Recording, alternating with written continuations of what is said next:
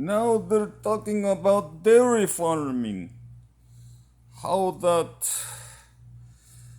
the farmers are not as available as they once were earlier in this country's history, where families continued on the business and they had many children to help and assist in the farming process.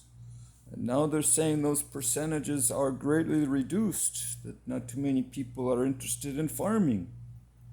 So they are developing ways of dealing with this with the use of robotics.